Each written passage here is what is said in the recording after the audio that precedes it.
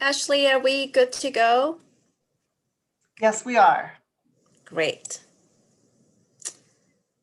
So it is 12:45. So I'm going to ask that everyone in committee members, please turn on your cameras and I will get us going. So I'm going to call the Public Works Committee to order. And if I can navigate my screen, there we go. As you can see, we continue to meet via Zoom webinar due to the pandemic.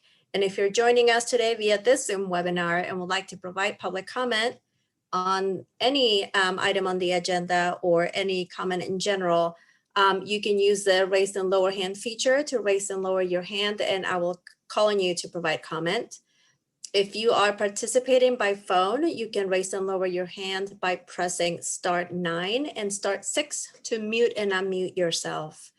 If you want to provide comments on any item on the agenda or general comments, you can always call City Council members and leave a voice message. That number is 406-552-6012.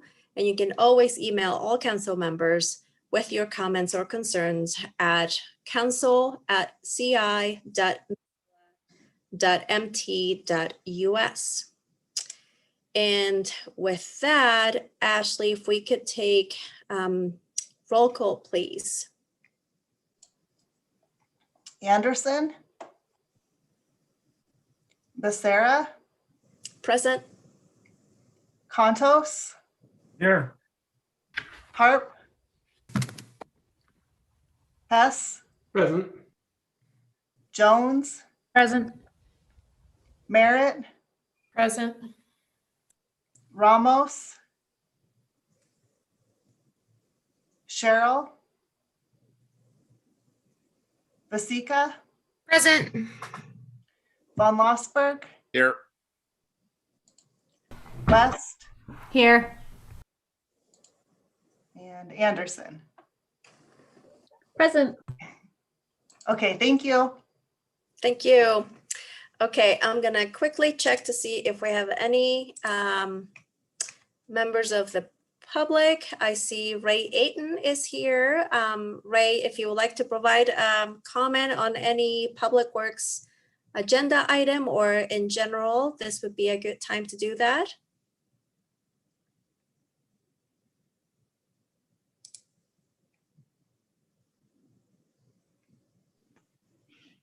All right, so am I unmuted now? You are, we can hear you. Okay. I sent in a written comment, so you may have already seen it. Basically, it's supporting, I just wanted to say I'm very much in favor of the agenda item that has to do with transferring the Missoula Water Company property to a park space that is directly next to it. We thought that several years ago that was all taken care of, and it only came up recently that in fact it was still water company property. So we have a whole strategic plan already in place for that area that we worked with the Parks Department on, a master plan. So I am certainly hoping that you all are supportive of that being park space. That's all I need to say, I think. Thank you. Thank you, Ray. And if you want to wait and provide additional comment or questions that item comes up, you're welcome to do so. But thank you for providing comment. Yeah. Okay. So with that, I don't see anyone else from the public. So we will move to approval of minutes. Are there any amendments to the minutes from last week? Okay, seeing none, those will stand approved. And I did that out of order, but next is our first item, and that's an appointment to the Parking Commission. I don't see the mayor in attendance. but this is to recommending the mayor's appointment of Peter Walker Kelleher to the Parking Commission for a term beginning immediately and expiring on April 30th of 2025. We do need a motion. Would anyone like to make that motion?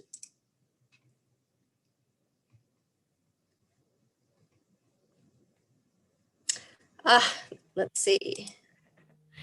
Julie. I'm happy to make the recommended motion for you. Okay, great.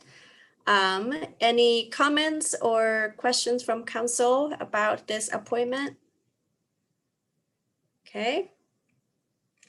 I would just like to thank Mr. Walker Kelleher for continuing to do great things in the community and volunteering his time. And Ashley, if we could get a roll call vote on that item, that'd be great. Anderson, Yes. Becerra, Yes. Contos, Yes. Hess, Yes. Jones, Yes. Merritt, Yes. Vasika,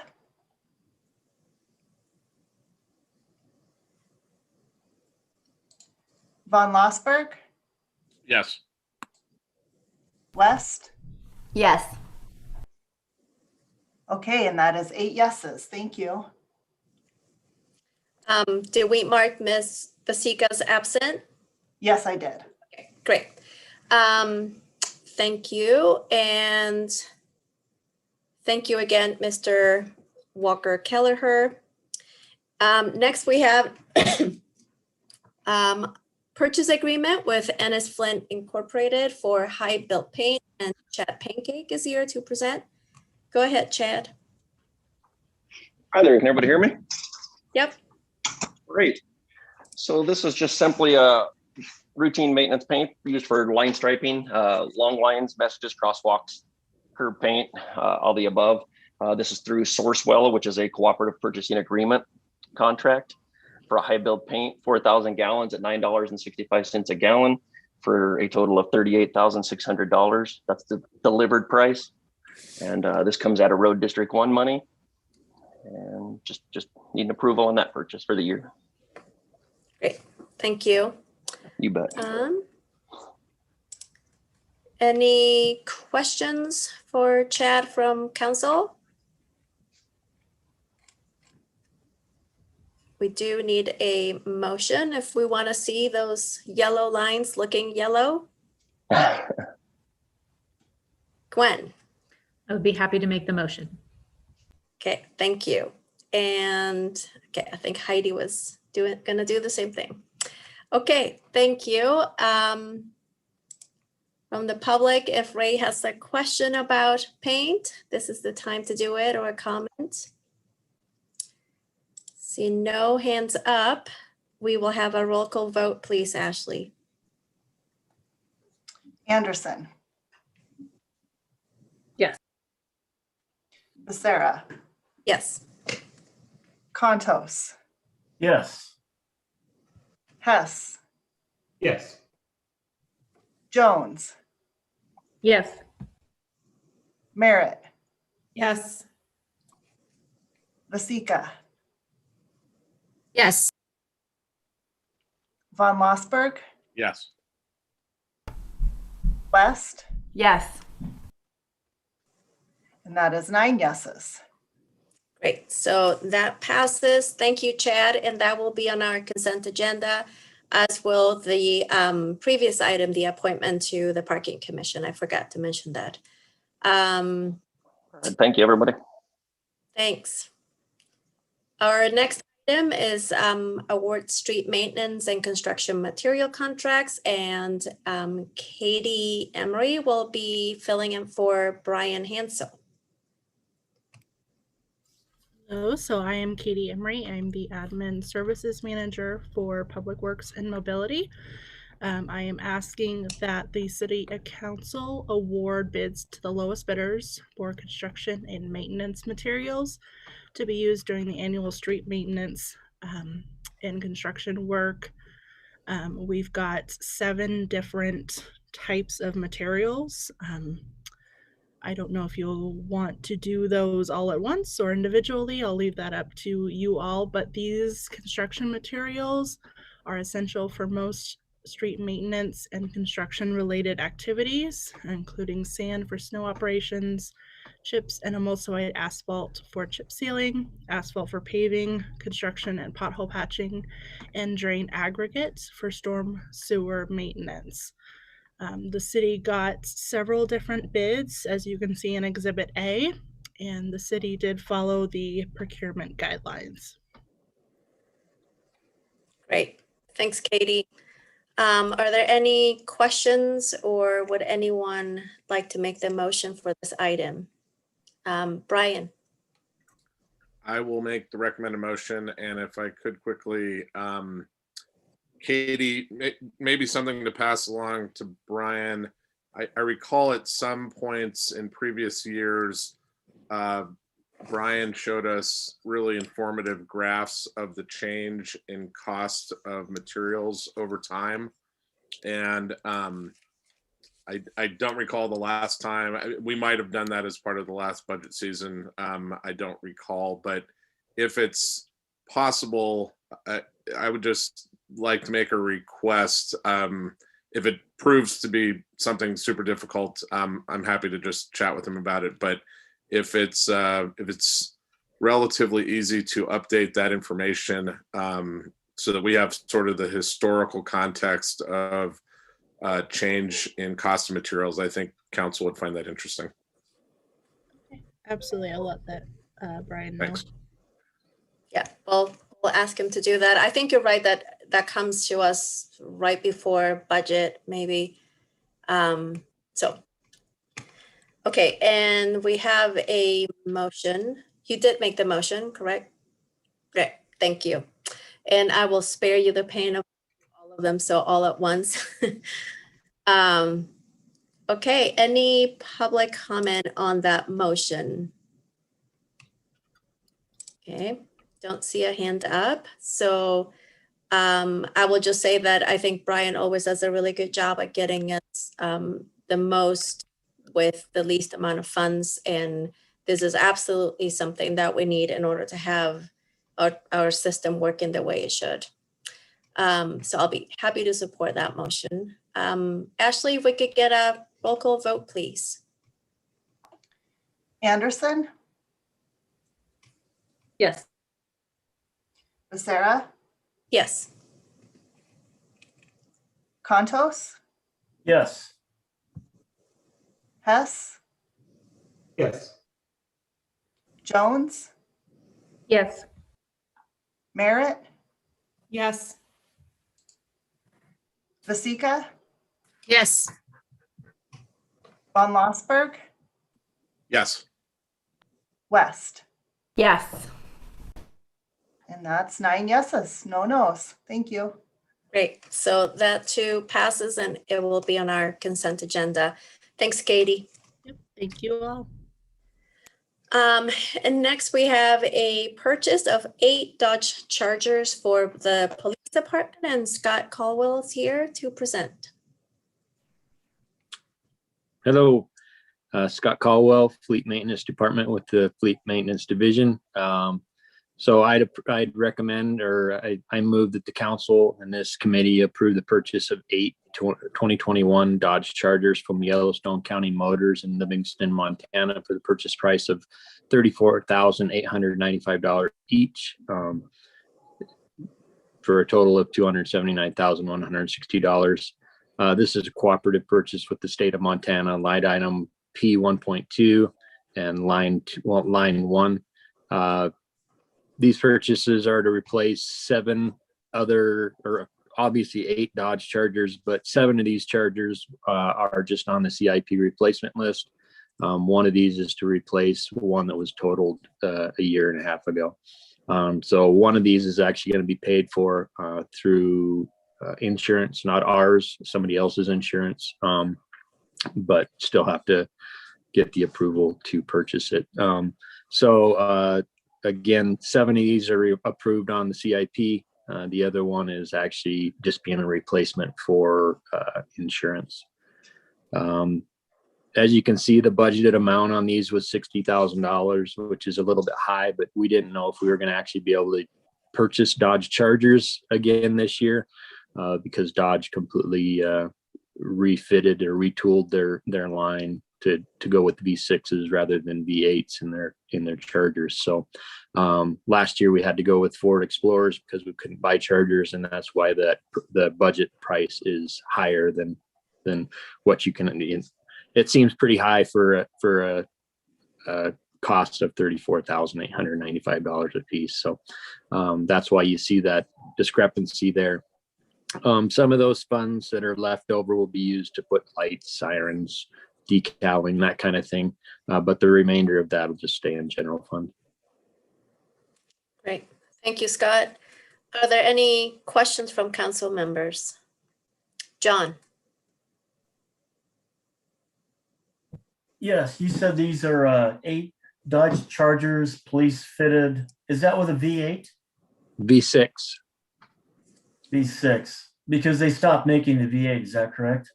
They still have the V8, but they don't make it in all-wheel drive. I see. The V8 is available in a 2-wheel drive, rear wheel drive, 2-wheel drive. They couldn't get the V6, or they couldn't get a transmission to mount up with the V8 to go all-wheel drive. That's why they had to retool. I see. Thanks. Thank you. Any other questions? Scott, could you talk a little bit about what happens to the cars that are being replaced with the new ones? Okay, so these vehicles have seen a life in police duty. They will all have well over 100,000 miles on them before they are replaced. By the time we get them in and decal them and do all the stuff we need to do with them, they'll have well over 100,000 miles. Plus, on top of this, these vehicles are high idle vehicles. So when you do the idle time and multiply out the idle time by the mileage that is recommended through Public Works Administration, these vehicles actually have well over 200,000 miles on them by the time they get done. So these vehicles, when they're replaced, some of these vehicles might be put into like an admin role or into some sort of other role, but most of them will just be sold at auction. And those funds go back into the general fund? They do. Great. Okay, thank you. Anyone like to make the motion? Stacy? Find my buttons here. Thanks so much. I'll make the recommended motion to purchase the vehicles. Great. And so we have a motion on the floor, and I'm gonna quickly look at our public attendance. Would any, we have 2 people in attendance. Would any of you like to make any comments on this item?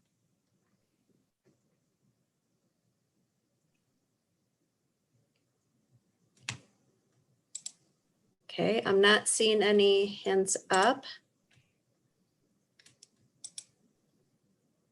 So with that, we will have a roll call vote, please, Ashley. Anderson, Yes. Becerra, Yes. Contos, Yes. Harp, Yes. Hess, Yes. Jones, Yes. Merritt, Yes. Basika, Yes. Von Lossberg, Yes. West. Yes. That is 10 yeses. Great, so this 2 passes and it will be on our consent agenda. Thank you, Scott. Thank you. And we move now to item 3.5, a resolution to designate Missoula property at 227 East Crestline Drive as an expansion of Ninkpada Park. And Jeremy Keene will tell us about it. Hi, everybody. Jeremy Keene, Director for Public Works and Mobility. We have a resolution today that will declare certain water property at 227 East Crestline Drive to be managed, used, developed, and maintained by City Parks and Recreation as part of the adjoining Ninkpada Neighborhood Park. So this is a interesting collaboration with the Parks Department, and we have worked out an agreement to allow the use of a utility parcel that's no longer currently needed for our utility operations. I'm going to bring up a picture here. Okay, so hopefully you can see that. So this is, you can see the old water tanks there. These were decommissioned and removed and are no longer part of the system. And the adjacent property is all existing park property. So what this resolution will do is allow Parks Department to come in here and develop this whole property as a neighborhood park, and preserves the property in the water utility ownership should we ever need to use it in the future. And this is a 20-year agreement that if at some point in the future we determine that we do need this for utility purposes, we would be able to work with Parks Department to install whatever utility features are necessary. So good piece of work here. I know that there was a lot of work done with the neighborhood and planning this park, and fits in the Parks Department master plan for park development in this side of town. So if you have any questions, I'd be happy to take those. Julie. This is a, sorry, I would like to make the recommended motion and speak to it briefly. Yep, go ahead. I just think that this is yet another example of the benefit that we get by having the water utility under the city ownership, and we can make these some of these puzzle pieces fit together. And I think it is a really excellent use of this parcel, and hopefully is a nice addition to the community or to the neighborhood up there. Thanks, Julie. I'm sorry, did you make the recommended motion? Yes. Okay. Coffee hasn't kicked in yet. Apologies. Brian. Thanks. I would just echo Julie's point and wanted to thank the various departments for working together to make this happen. It's, you know, it's easy to get siloed in the particular departments within any organization, and I'm just grateful that Parks and Public Works and other folks necessary, and certainly the work with the neighborhood that predates this. So glad to see it and grateful. Thank you. Yeah, and I also want to point out that the water utility-owned property lot is significantly more conducive to some of the activities that Parks wants to have. It's a flatter piece of land, so I think that that makes, you know, that's a good reason to go ahead and do this, to provide some active park in that area. Any other questions or comments from council members? Okay. We have a motion on the floor, and I'll be happy to take public comment. Ray, I don't know if you want to add anything else. I see one other person from the public. Let me know if you would like to provide comment on this item.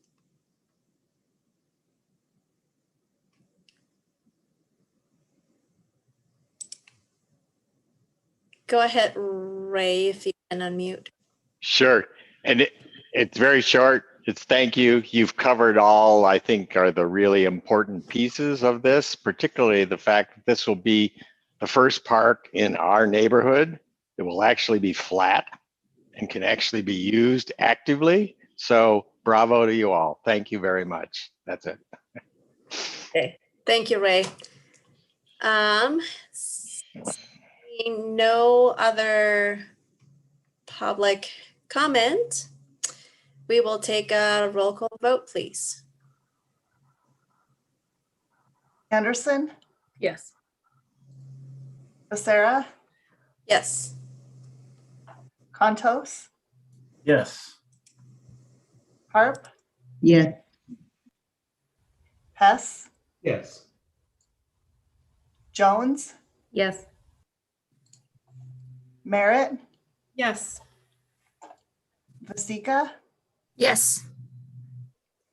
Von Lossberg, Yes. West.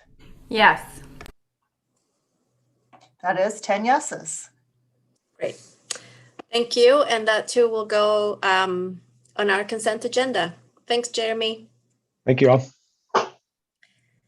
And last, we have East Missoula and Highway 200 corridor plan presentation from Aaron Wilson. Yeah, I thank you all for having me here. Aaron Wilson, the Infrastructure and Mobility Planning Manager within the Public Works and Mobility Department. One of my roles is managing the Metropolitan Planning Organization, which does a lot of the regional transportation planning, which I think all of you are familiar with. But the project I have today, bringing for an informational presentation today, is one of those corridor planning projects that the MPO has funded and worked on, that I think is turning out to be a really great project and a long time coming for the community that it'll be serving. So this is a corridor plan for the Highway 200 and East Missoula corridor. This project we initiated a little over a year ago, just before the COVID-19 pandemic hit. We had some kickoff meetings in February of 2020.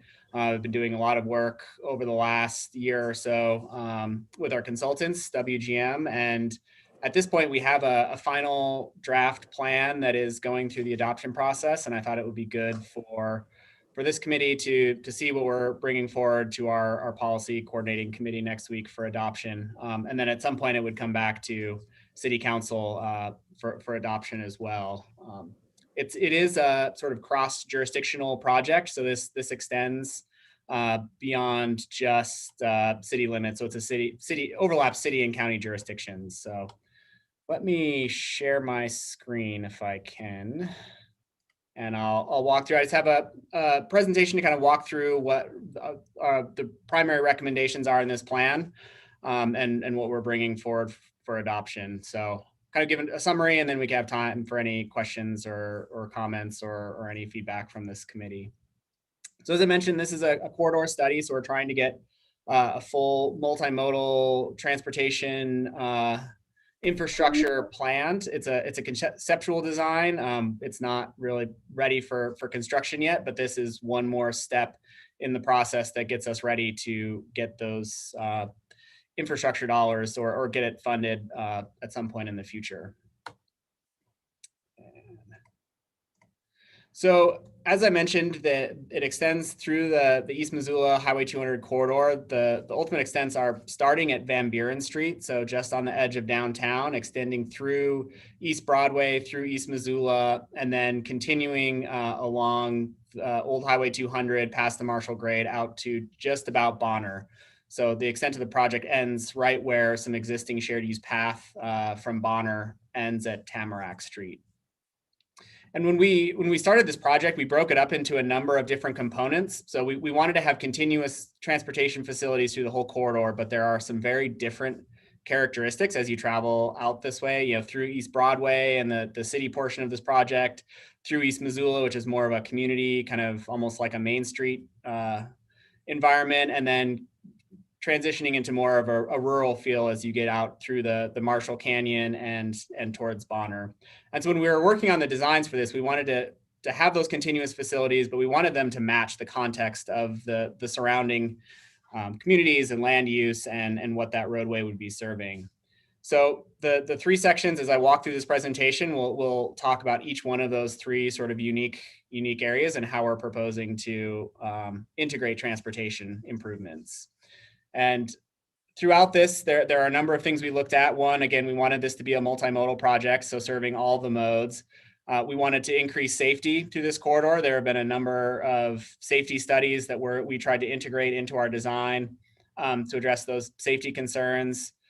We wanted to address things like parking and lighting and transit access. So this is one of Mountain Line's most productive transit routes, running from downtown out to Bonner. And so there is high utilization of transit through here. And that was an important aspect of making sure we're integrating that into the design.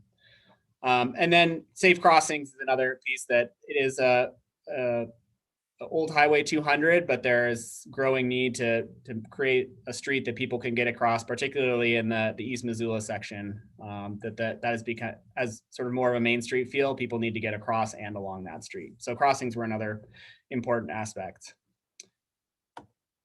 So kind of moving into the first section of this corridor, we're calling the East Broadway segment. So this is from Van Buren to the I-90 interchange. And there's some variable factors that we had to address in designing this. One, there's some existing improvements in this part of the corridor. There's some variable right-of-way widths. We didn't go out and survey, but we know that there's right-of-way that varies from 80 feet to 60 feet, and we would have to accommodate that in our design. And so you'll note that there's a couple of different typical sections as you move through this part of the corridor, starting at Van Buren and having 4 lanes of traffic. And then as you transition into the narrower right-of-way, shrinking that down to the existing 2 travel lanes, and then thinking about some targeted areas where we have the higher density residential, looking at the potential of adding a parking lane to address some of the issues we know we have with overflow parking around those residential areas. The key part of this corridor is going to creating a shared use path connection along this whole section. And so all the portions of this particular section of the corridor have that in common, that 10-foot wide shared use path. And there's a couple of reasons we recommended that through this part of the corridor. One is that the existing travel behaviors that we see from people, particularly biking and walking, because most of the uses in the residential and Missoula College are all on the south side of the highway. People bike and walk, and they're using that sidewalk for sort of multi-directional travel and for multiple modes. And so in order to accommodate that behavior, a shared use path is a way that we can do that safely and accommodate both cyclists and pedestrians and potentially even emerging mobility modes. But when we were receiving feedback from the public and other stakeholders, we also heard that there may be a need to retain those on-street bike lanes for the bicycle commuters, people who are really comfortable and confident being on the street, who may be either just riding out through East Missoula or coming from East Missoula into town and are comfortable being an on-street facility, that those bike lanes could serve that purpose and help eliminate some of the conflicts for those more faster cyclists or confident cyclists, take them out of the shared use path and reduce that conflict. So it serves a couple of purposes there. The other aspects of this corridor that we looked at were lighting and acknowledging that maybe we don't need lighting throughout this whole section of corridor, but that there are a couple of key locations where we do want to look at lighting, including the bus stops and key pedestrian crossings. And then as you get closer to downtown, wanting to light through that commercial corridor or commercial part of the corridor. Looking at either end of this, the start at Van Buren Street, we did some designs looking at increasing the safety and accessibility of this particular portion, and trying to make it reflective more of a commercial corridor, adding in some boulevard street trees, but also adding in some access management. So extending that median divider further back, creating some additional space by eliminating the dedicated left turn lane, which when we looked at this intersection is not necessarily needed because you have a dedicated signal phase for westbound Broadway. All of the other legs of the intersection are stopped. And so that dedicated left turn is just part of that natural signal or the currently programmed signal phasing. And so you can accommodate those left turns in a shared through and left turn lane. And so it creates some additional space to do things like adding in the wider sidewalks and boulevard street trees and doesn't really affect the operation of that intersection. And then looking at some of the access, trying to control the left turns out of some of the driveways, by extending that median, you're simplifying the access to the adjacent properties and reducing the conflicts around this intersection and addressing some of those safety issues.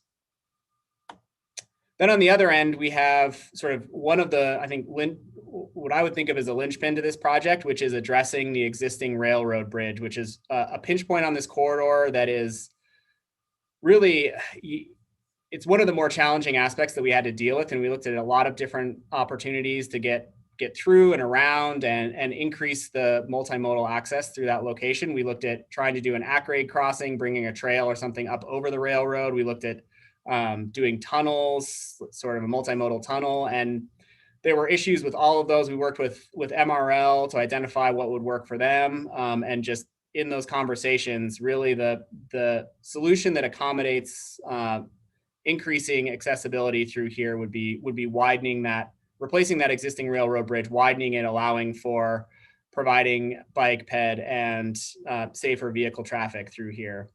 The other part of this intersection, the I-90 interchange, is adding in a roundabout at that I-90 off ramp. If anyone's been through there, you know there's real visibility issues as people come through that railroad, around the turn through the railroad bridge. There's some safety improvements that we've done in the last couple of years to address crashes, but doing something like a roundabout, which we've seen has worked really well at Orange Street and Van Buren and other locations, and we think that can work here. And so those are components to increase the accessibility and the safety and just the flow of traffic through this pinch point. So that's the East Broadway section. The next segment that we looked at was through the core of East Missoula. And so this is moving out into the county, but is probably the most urban part of this whole corridor. There's a lot of redevelopment happening and really a desire to have that become more of a main street for the community, increasing safety, increasing accessibility, addressing issues with access management. It's kind of a free-for-all right now. There's not a lot of good definition of where the street starts. Where the parking lots start. It's just a sort of a wide open stretch of asphalt, and there's a lot of safety issues with that, as well as just predictability of vehicle and pedestrian and other kinds of traffic. And so this section changes a little bit from the East Broadway. So it's going from that shared use path to more of an urban Main Street typical section, which includes sidewalks and boulevards and street lighting, and has that protected raised cycle track. So separating bicyclists, having those bicycle facilities on each side of the highway. And I'll show a graphic of where that transition happens and how that happens. But we also looked at vehicle traffic and wanting to look at that two-way center left turn lane. So as redevelopment continues to happen here and people are accessing different parts of the corridor, that two-way center left turn lane can really increase safety, reduce sudden stops and people wanting to turn left in the middle of traffic. And so it can increase the flow of traffic through this corridor, make it a little bit safer, and add to that more urban feel. Again, the other part of this project is looking at taking transit and moving it from Speedway, which is one of the more residential streets, and putting it on Highway 200. There's a couple of reasons we would want to do that. One is just increasing Mountain Line's headway. So as bus ridership continues to go up or that route continues to expand its service, being able to maintain those bus headways is really important, and staying on Highway 200 is a way that we can do that. We also compare those bus stop locations with crossings where we're doing transitions between the cycle tracks and the shared use paths. We're providing those crossing opportunities for people who live in East Missoula and want to go from access Ole's or other commercial as it redevelops. So there's some safety improvements that are part of that as well. So this is just some renderings of what that could look like. Obviously, there's a lot of work that would have to be done in engineering and final design, but the idea is to create more of a Main Street feel through East Missoula, providing those facilities, separating modes. Currently, you have pedestrians just walking on the shoulder. We've had a couple of fatalities along this section over the last 10 years or so. This would substantially increase safety, predictability, make it smoother for traffic, increase visibility, all of those improvements that you would see in an urban environment. And it helps facilitate some of the redevelopment that's happening out here by providing the right kinds of transportation infrastructure.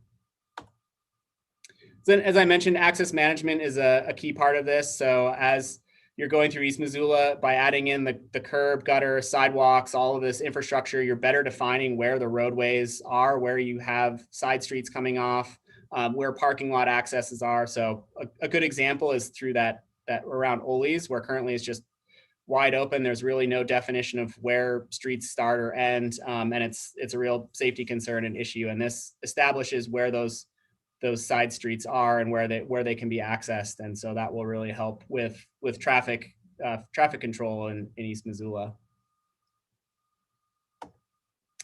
And then another aspect of doing that is we can fix some of the issues. The Highway 200 and the intersecting streets are mostly all at a skewed angle, which creates issues with turning onto those. There's visibility issues. And so by sort of realigning those, there's a couple of ways we can realign those intersections to address that. One is to sort of completely square off each road as it hits Highway 200. The downside to that is that you create these offset intersections. And one of the reasons we would end up seeing that is that there are very narrow right-of-ways in East Missoula, so we don't have a lot of room to work with to like shift the roadway one direction or another. But we don't necessarily want to see offset T intersections like this. They create their own different kinds of safety concerns. So we can sort of, with curb lines and those curb radius and some creative design, sort of bend those streets more closer to a 90-degree angle as they intersect with Highway 200, but it wouldn't be the full 90-degree that you would see in this second option. But what it does is it helps create more of a squared off intersection, evens out the turns from Highway 200 and helps with visibility. So that's what we're recommending in this plan, is that we do this sort of hybrid, realigning the intersections within the right of way to get them closer to squared off. So again, along with the access management, this will really help just the flow of traffic and the visibility and predictability, and help address some of those safety issues. So then the third section of this corridor is from East Missoula through the Marshall Grade, Marshall Canyon. And for this section, we transitioned to just a dedicated shared use path. There's really not a whole lot of development out here. It gets to be much more suburban or almost rural. And there have been plans for several years to complete that shared use path connection from Bonner into East Missoula. And so here we looked at a number of options. One was looking at which side of the highway that shared use path could go on. The plan recommends putting it on the north side for a couple of reasons. One is the accessibility. Most of the residential development is on the north side of the highway, so those people would not have to cross Highway 200 to access the trail. We think it's maybe a little bit easier to get through. There's a really constrained section of the highway right by Marshall Canyon, and there's really limited ability to fit additional transportation infrastructure, but we think we can do it more effectively on the north side than on the river side of the highway. The other parts of this that we've looked at are the parking and access at Shaw Roan, which we know during the summer season is a real safety issue. People are parking all along the side of the highway, carrying tubes, crossing the road. And so in part of this plan, we looked at a number of ways to address that. One was some parallel parking along the highway. We looked at doing a new parking lot sort of just east of the existing Shaw Roan access. And then we looked at improvements for bus pullout and other aspects that we could facilitate shuttling and other ways for people to get out to Shaw Roan, not just all driving in their own vehicles, to help reduce that impact and demand. And what has been happening is that parking lot option has really taken off. There are sort of an extra wide MDT right of way and some additional easement on that property that's just past Shaw Roan, kind of just before you get to the gas pipeline. And it's wide enough to add that parking lot. We think that it's an appropriate use of the MDT right of way. And so we've been working with the county and MDT and Fish, Wildlife and Parks to look at the options of how we can get that parking lot installed, and then how that helps how we can connect people from that parking lot to back to Shaw Roan via short shared use path section, or even putting in some tuber access up at that parking lot so that they don't have to go to Shaw Roan. So Shaw Roan then becomes sort of the boat boat and trailer access, and this parking lot would be where all the tubers go to put into the river. So again, idea is get people off the highway, increase the safety, put in a bus and shuttle stop that's integrated in right there at Sharon, and try to make this a little bit safer. So that's sort of an overview of the designs that we have. There's a lot more detail in the report that's attached to this agenda item. We have all of our analysis and the alternatives we went through, but I kind of wanted to focus on what we're bringing forward as our recommendation. So then the last part of this plan that is maybe the most important is thinking about where we go from here in terms of getting this implemented. So there is a section where we really look at what funding sources are available, what are the next steps we need to do to start taking this project from concept to implementation. And so identifying different elements of the project that could be done in different phases. What are those costs? What are the feasibility? And then looking at the funding opportunities that we can use to help get those completed. So that section I think is going to be really helpful for us moving forward. Again, it's a pretty big, this whole corridor would be a really massive project to get done all at once. But it also lends itself, because there are these distinct sections of the corridor and distinct elements, we can really start to break it up into more easily constructible sections. So for example, we looked at what would the cost be for just that East Missoula section from I-90 to Staples or to Brickyard Hill, and identified a cost for that, what elements are included in that cost, any feasibility constraints that or considerations that we need to look at. Good example is we need to work with MDT for it's their right of way. Moving transit onto their route requires analysis and demonstrating that is that it will work and that it's necessary to do that. And then we broke down priority for each one of these segments of the project. So wanting to focus our efforts on the higher priority sections first. So things like the East Missoula Main Street reconstruction or the Montana Rail Link bridge replacement. Those are really, really key aspects of this corridor that without those, that most of the other improvements don't function nearly as well. So again, implementation, I think it's something that we need to do in all of our plans, is really think hard about how we're going to implement the vision that we've laid out in the corridor study, and start to at least lay out sort of what our next steps are and how we get there, and how we're going to make this work. So again, there's a lot of detail in that table. I won't go through all of this, but again, we tried to break down each project element, the costs, and put some priority to that and where the funding might come from. So then I'll just wrap up with kind of our next steps for this plan. We had our sort of last public comment period on the draft plan ended at the end of February. We collected those comments. We did get some good feedback. We've been, I think, doing really good public involvement on this plan all along, and we've had really good engagement from particularly the East Missoula community and Bonner and folks who are going to be most impacted by this. But we did have some final comments on this plan. We tried to integrate those. There were some really good comments on particularly the shared use path section along East Broadway and the safety issues of some of the driveways and how we might be able to address that and make sure that it's a safe facility.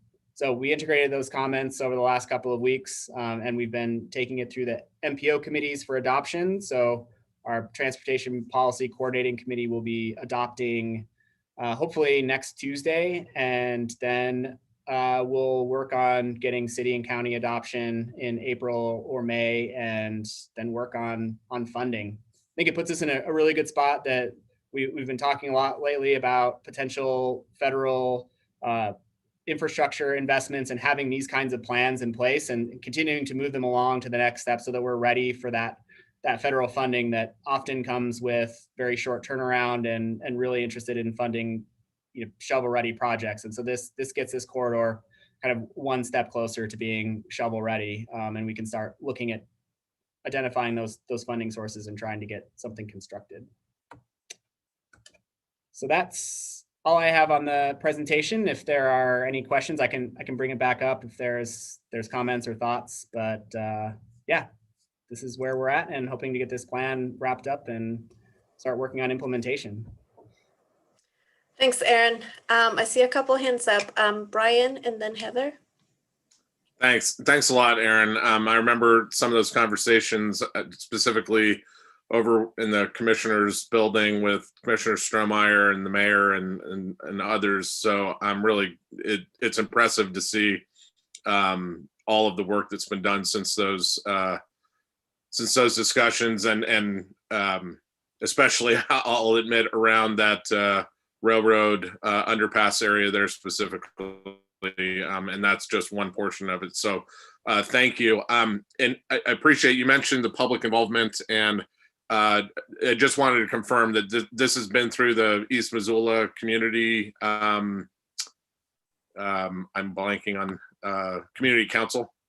Yep, we've presented to them multiple times. We actually had one of the community council members on our advisory committee. And so Lee Bridges has been part of this kind of all along from the inception. And she's a fantastic advocate for East Missoula. So, yeah. And we actually had, despite the disruptions to COVID, we had fairly good participation. We had at least 40 people at an open house over the summer. We had another 20 or 30 attend a virtual public meeting in the fall. And then we had I don't know how many, I think several hundred visits to the website and surveys that we collected. So I think people were engaging in a number of different ways. So even though we had one in-person meeting before that got shut down last year this time.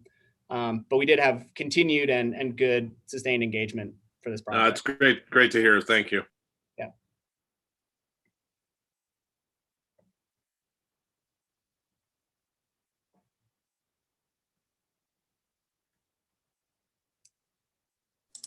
Heather or Jim?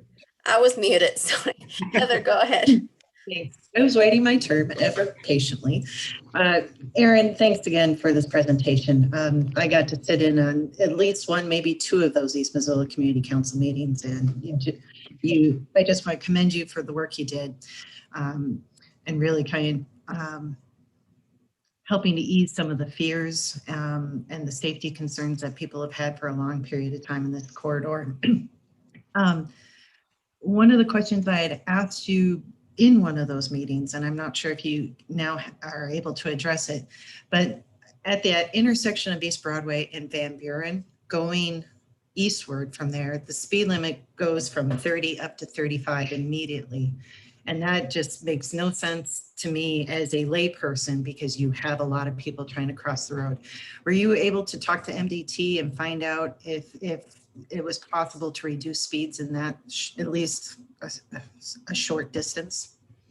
Yeah, we did have some conversations with MDT about speeds, and the way that typically happens is, or the way MDT sets their speed limits is, first they'll do a speed study, where they go out and they measure how fast people are currently driving, and then usually the recommendation is that the 85th percentile, so whatever speed is, at the 85th percentile of how fast people are currently driving is sort of what the recommendation for speeds are. So often it's easier to do the improvements that would help slow traffic before you do those speed studies. But I think that's something we can look at in the near future as well, and just get that initial speed study.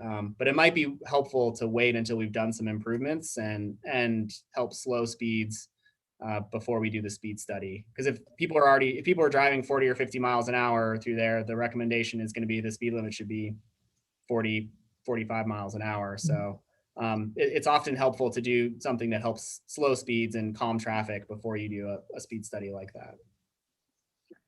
Yeah, it unfortunately doesn't give us the benefit of the doubt of being able to put those measures in first and to get the slower speeds. So right. Unfortunately, yeah. I understand the pickle you are in.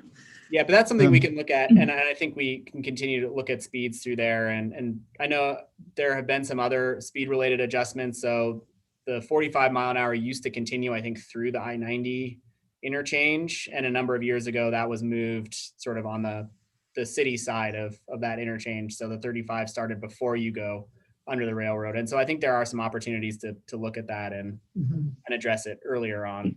Yeah, speaking to that blind corner, it's really a good idea that it at least dropped to 35 from the 45 that it was. Yes. Thank you. Okay, Heidi and then Julie. So I have two questions. My first is around that railroad bridge area. Was there any indication from MRL that they would participate in a cost share of replacing that structure? Not at this point. I think it's, their perspective is that bridge is working just fine for them. And which is true, it is. And they just did some they just added a second rail line over there. I believe that was a year or two ago. And that they did some work on that. And so, I think they're open to the idea of doing it and acknowledge that would be a benefit, but I don't know that they have the resources or we're not committing resources to helping to pay for it. I don't know that I would ever want to rule it out, but at this time, it doesn't appear that they would be a major player in helping to fund that bridge replacement. Yeah, and I guess my second question is around funding too, which I realize this has to be adopted first. And but do you envision the city, county governments going after a build grant similar to the Mullen area? I think that could be a really good option here, especially getting some of the major part, getting that East Missoula core done, replacing the bridge. It's hard to imagine, they're expensive projects. I think replacing that railroad bridge is over $10 million. And part of that is you have to build you can't disrupt train service while you're building it. And so you essentially build a temporary second bridge route, you call it a shoe fly bridge, so that trains can continue to operate. You replace the existing and then you shift the trains back onto it. So in that sense, it's a little bit, it's definitely expensive, and there currently aren't funding sources that we have locally, whether it's the city, county, or the MPO that could pay for that. So I think, going after those federal funding sources is going to be a really key part of this project. Thank you. Yeah. Julie. Thanks, Erin, for the presentation. I'm glad to see this moving forward. I know everybody's been putting a lot of good work into it. Personally, I'm looking forward to those traffic control measures in the first section from Van Buren, because the current median and left turning and right turning and everything that happens right there, it can be a little crazy at times. So I see that this is an ambitious plan, but I think that we have to get these plans in place and then work towards meeting the goals that we've laid out. So I really appreciate everybody's work on it. Yeah, thanks. Thanks, Julie. I have a comment and then a couple questions. Oftentimes I think people say, why do we need a plan if we don't know where the money's going to come from? But I think we need a plan in order to know how much money we need and where that money can come from. So I'm excited to see this vision put in paper for us and giving us some direction on how to go about getting those fundings aligned. Question, do you know when we'll know about a next round of bill funding that we can apply for under the new administration? I think they've committed to having an announcement out before the end of April. So that I think the DOT had been preparing a build announcement, and then with the transition to a new administration, they sort of pulled that back. But one of the other sort of build similar federal funding sources was just announced a couple of weeks ago. And so I anticipate that the next round of build will likely be announced sometime in the next month and a half. That's good. Puts us on a good timeline as that gets announced. And then my next question, and maybe I missed this or I should know this already, but the different sections of the project that you mentioned, what's the independability of each one of them? Say we get money for, the first one or the second, can they work independently? Yeah, I think they actually all work independently really well. So the East Missoula core section, for instance, building out those sidewalks, bike lane, you've got the access, sort of defining access points, benefit of that. You're separating uses adding lighting, potentially adding in the transit stops. So that on its own creates the infrastructure in East Missoula that has some real utility there, and safety benefits. I think it's similar for the shared use path from East Missoula to Bonner. It would tie into an existing shared use path in Bonner. It would be connecting East Missoula out, East Missoula and Bonner, those two communities. That's a really sort of constrained part of the highway, so it help keep it. I think you do see a lot of, especially in the summer, a lot of recreational bike traffic and other folks using that corridor. And then obviously addressing the parking issues at Sharon has a ton of independent utility, I think. So yeah, all of these, and that's one of the reasons we wanted to break this up, is because they are very distinct sections of the corridor, and they all have their unique needs and benefits from these improvements. So I think in terms of this project, they all have a lot of fairly high individual utility as sort of standalone projects. And it allows us to be opportunistic with the funding too, by breaking it up into sections like that. So I appreciate that. It's not a all or nothing. So this is not an action item, but are there any final questions or comments from council members or anyone in the, any person of the public? I see one attendee. Let us know if you want to provide comment, please. Okay. Seeing none. Thank you, Aaron, and we'll just keep hearing about this until adoption time. Yep, thank you. Appreciate the time. Thanks. And that was our last item on the agenda. So with that, if there are no additional comments, we would be adjourned. Thank you, everyone. Thank you, Ashley. Thank you.